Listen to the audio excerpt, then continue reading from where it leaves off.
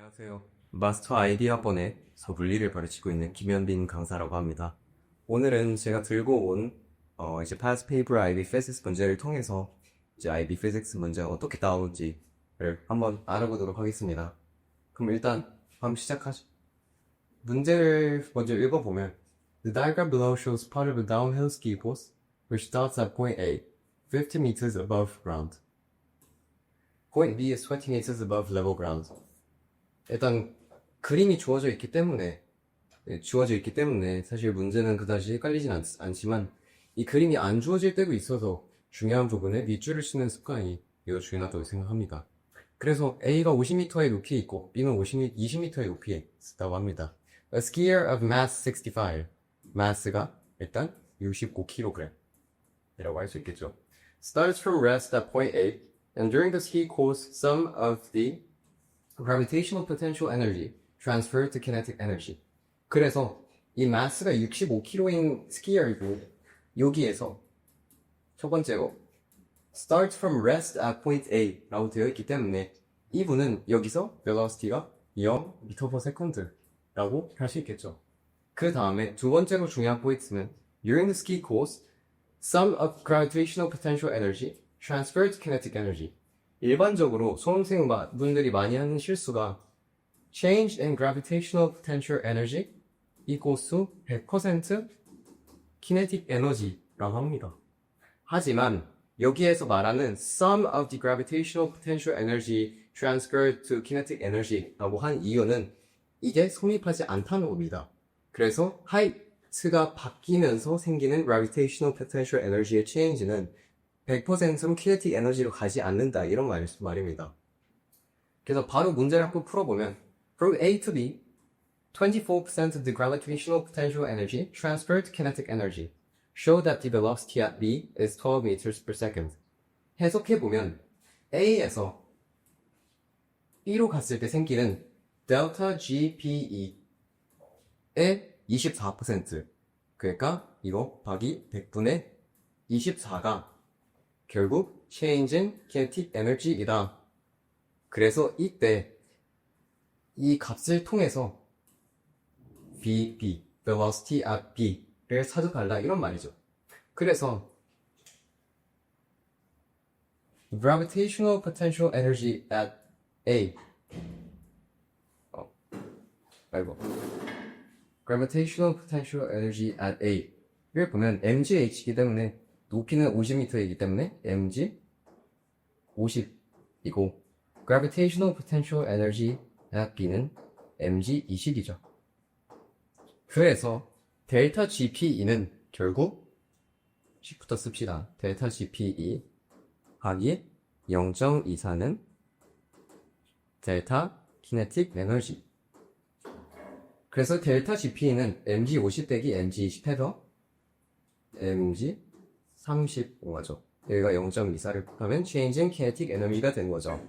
하지만 문제에서 말했다시피 the skier starts from rest at point A 이기 때문에 A 지점에는 kinetic 에너지가 없습니다.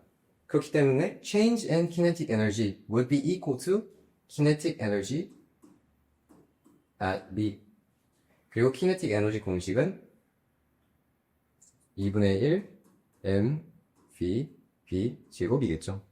그래서 웹사이트 해주고 우리가 아는 숫자들 다 넣어주면 되겠죠. m은 65kg라고 했기 때문에 65 곱하기 10이라고 하겠습니다. g를 30 곱하기 0.24는 2분의 1 곱하기 65 곱하기 b 제곱이죠. 65는 마스가 서로 똑같기 때문에 사실 위에도 그냥 캔슬 해줘도 되죠. b 제곱으로 정리를 해주면 b 제곱 equal to 10 곱하기 30 곱하기 0.24 곱하기 2점. 이거는 144죠. B를 원하기 때문에 B가 12를 증명해야 되기 때문에 144에 루트를 씌워주면 B는 10가 나오죠. meter per second. 뭐 사실 G값을 10m per second 제곱이라고 하긴 했는데 10이 아니라 9.8을 사용하시게 되면 B 값이 대략 11.9 정도 나오거든요.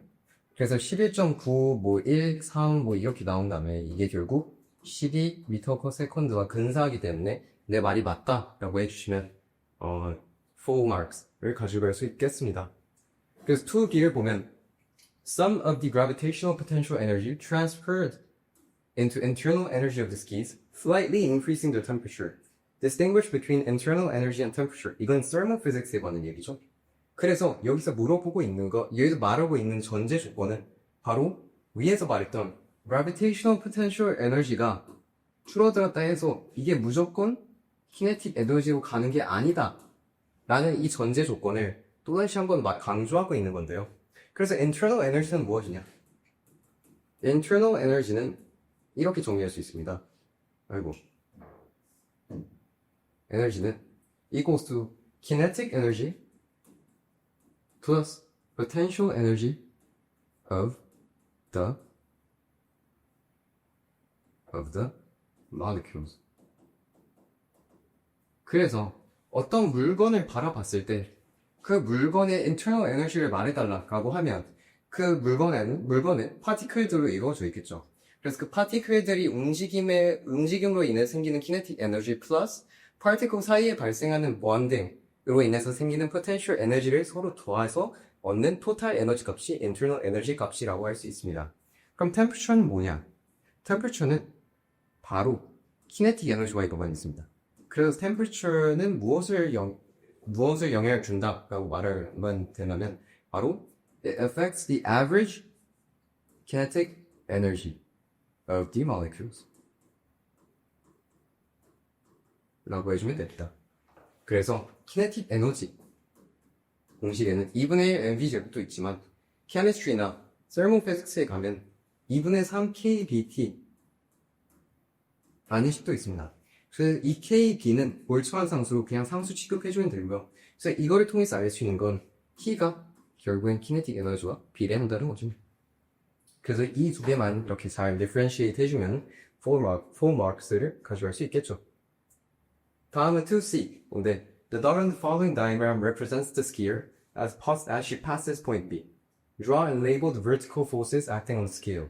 그래서 여기서 물어보고 있는 건 다시 상황을 그려보면 A에서 시작해서 B로 다시 올라갔다 이렇게 가는 거죠. 그래서 A, B. 그래서 문제가 물어보고 있는 건 스키어가 여기 있는데 이때 있는 vertical forces를 그려달라 이런 말이죠.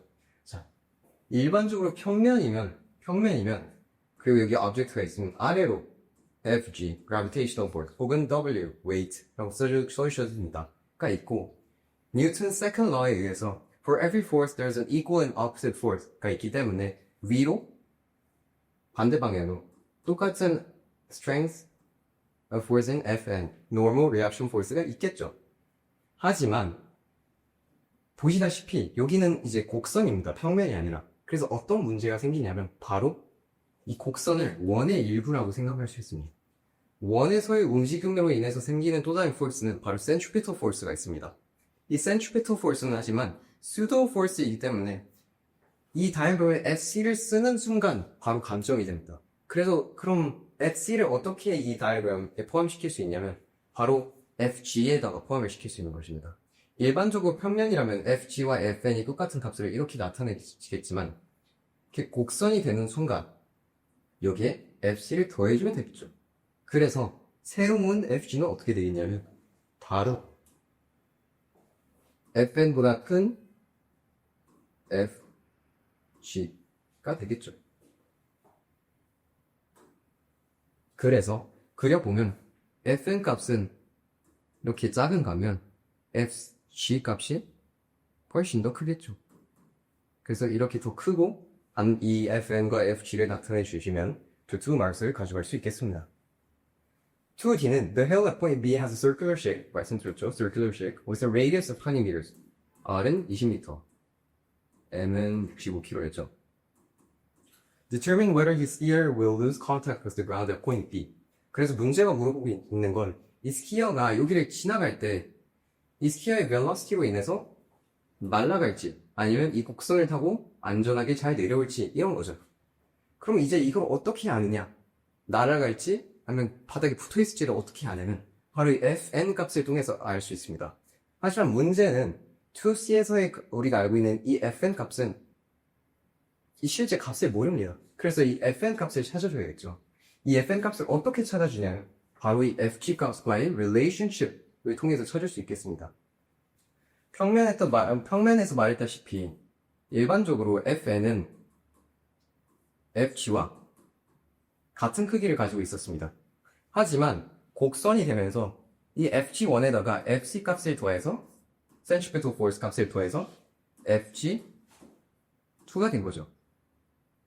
하지만 fg1은 결국 fn과 같기 때문에 fg2는 fg1 더하기 fc에서 fn 더하기 fc라고 정의할 수 있겠죠.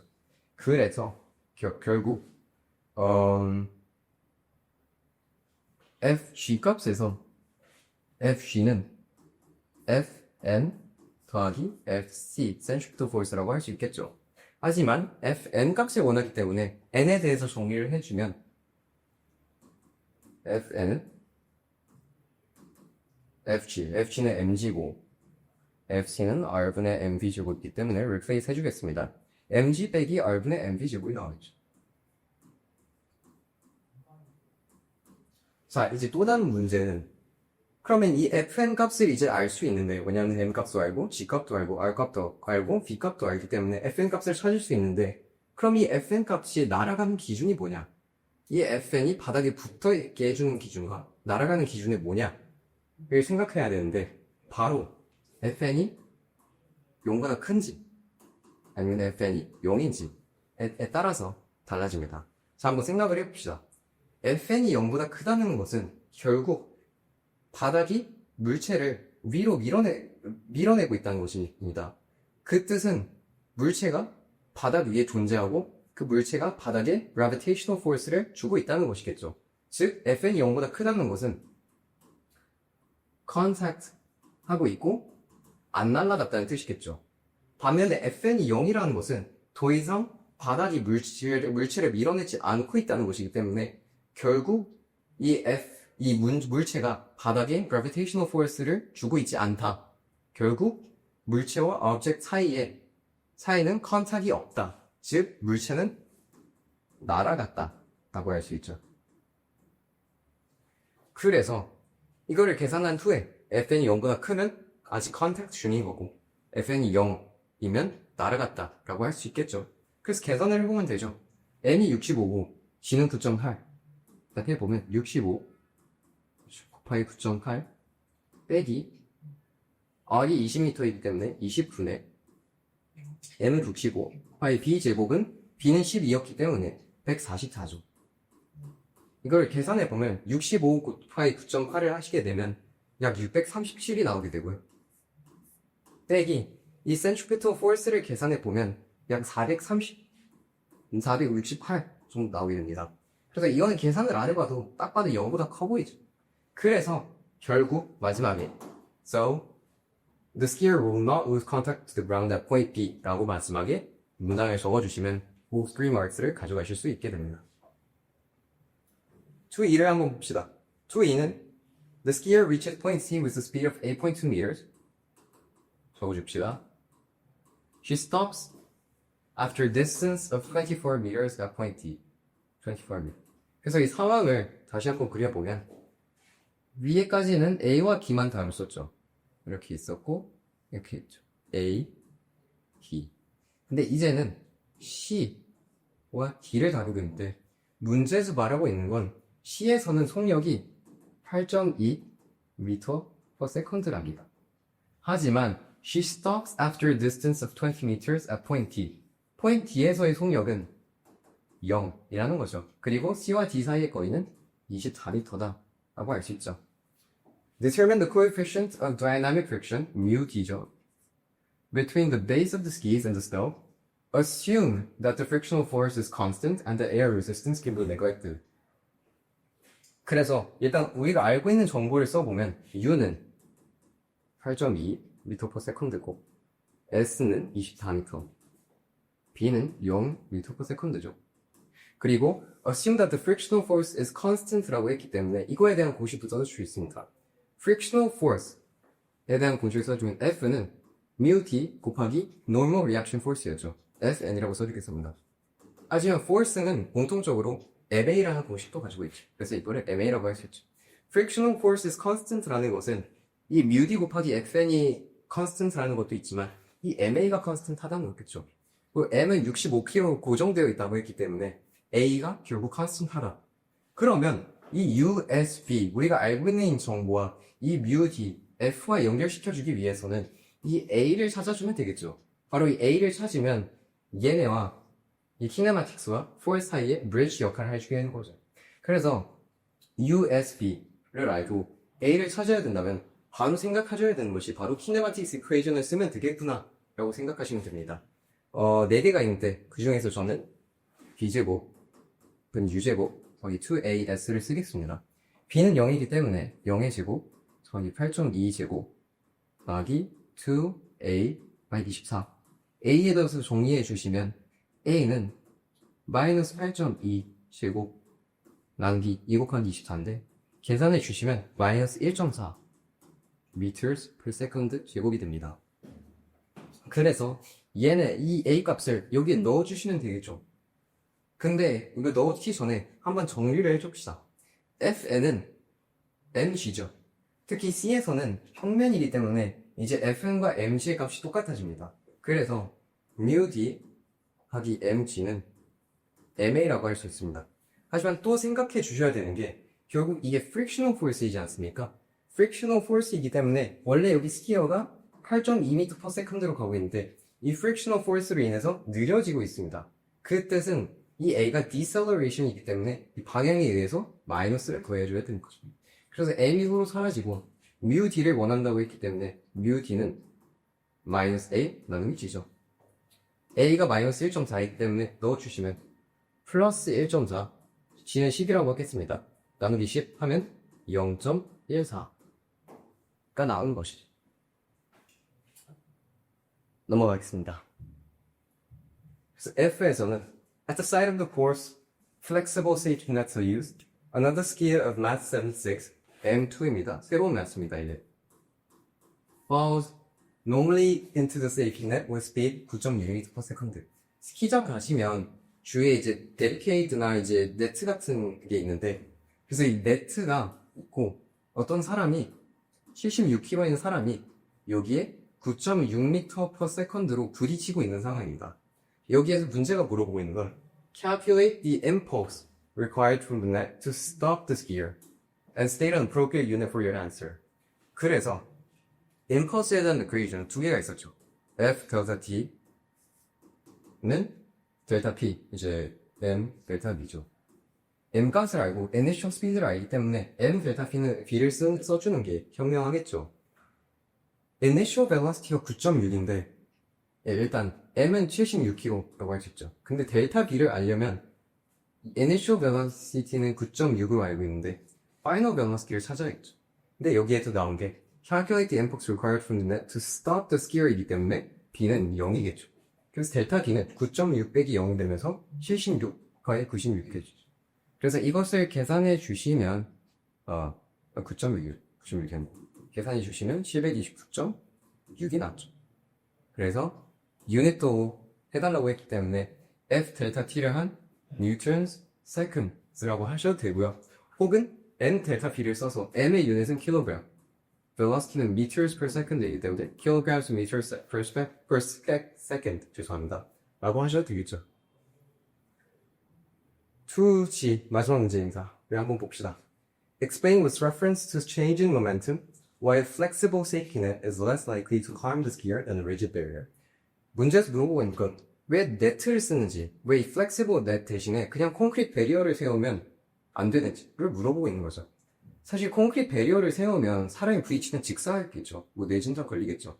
하지만 이거를 단순히 그렇게 설명하기보다는 이러한 문제들은 포뮬라 북let에 있는 포뮬라를 하나 선택해서 그 포뮬라의 different components를 각각 설명하고 그것이 이 상황과 어떻게 연결되어 있는지를 설명하시면 훨씬 쉽고 그리고 이 2 marks를 다 가져가실 수 있게 됩니다. 그래서 저는 이 공식을 사용할 겁니다. F는 M 델타 B 나누기 델타 T 사용하겠습니다. 문제는 why flexible safety net is less likely to harm the skier. 그러니까 왜 flexible safety net이 더 안전한지를 물어봤기 때문에 상식적으로 부딪힐 때 이 스키어한테 가해지는 force가 작으면 더 안전하겠죠. 그래서 저희의 목표는 이 F가 작아지길 원합니다. 그래서 이 F가 작아지려면 세 가지 방법이 있죠. 첫 번째, 마스가 작아지거나 갑자기. 두 번째, 델타 D가 작거나. 세 번째, 델타 T가 크거나. 비례, 이례, 반비례 때문에 이렇게 했습니다. 첫 번째부터 봅시다. Mass of the skier. 부딪힐 때까지 몇 초밖에 안 걸리는데 그 짧은 시간 안에 갑자기 마스가 줄어들 수는 없죠. 갑자기 다이어트를 할 수는 없죠. 몇 초만에. 그래서 이건 1번은 말도 안 되는 선택지고요. 두 번째, 델타 B 또한 말도 안 되는 게 사실 flexible safety net이나 rigid barrier이나 델타 B 값은 똑같습니다. 한번 볼까요? 콘크리트 베리어가 있다고 생각을 합니다. 사람이 10m/s로 부딪히는데 이후 속력은 0이겠죠. 부딪히면 멈출 테니까요. 하지만 flexible safety net에서도 10m/s로 부딪힌다고 하면 결국 마지막 스피드는 0m/s일 겁니다. 그렇기 때문에 델타 B는 10으로 rigid barrier이나 flexible safety net이나 똑같죠. 그래서 두 번째도 안 되죠. 그럼 마지막은 델타 T인데 F는 델타 T 분의 N 델타 B에서 델타 T가 나타내고 있는 건 contact time입니다. contact time이 뭐냐? 말 그대로 접촉하는 시간입니다. safety net과 사람이 충돌할 때 충돌 시간이라고 하는데 한번 예시를 들어볼까요? 어떤 야구 선수가 시속 100km의 야구공을 던진다고 생각을 해봅시다. 이 공을, 사실 전 야구를 안 해서 이게 빠른지는 모르겠지만, 이 날아오는 야구공을 그냥 이 상태에서 움직이지 않고 그냥 닫으면 퍽한 소리와 함께 되게 아프겠죠. 왜냐? 컨택트 타임이 되게 짧기 때문에 포스가 되게 커져서 손이 아픈 겁니다. 하지만 이 공이 들어올 때 같이 손이 뒤로 빠져오면서 잡게 되면 훨씬 덜 아프게 되죠. 왜냐? 컨택트 타임이 증가했기 때문에 F가 감소한 거죠. 이 flexible safety net과 rigid barrier도 똑같습니다. rigid barrier 같은 경우에는 사람이 팍 부딪히면 0.1초 만에 부딪히고 끝나겠죠. 되게 아프겠죠.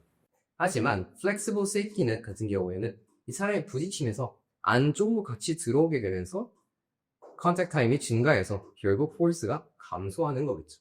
그래서 이러한 점을 이 포뮬라와 함께 같이 설명을 하게 되면 이 두 마스를 다 가져가게 돼서 이 이번 문제 뺄티 마스를 다 가져가실 수 있게 됩니다.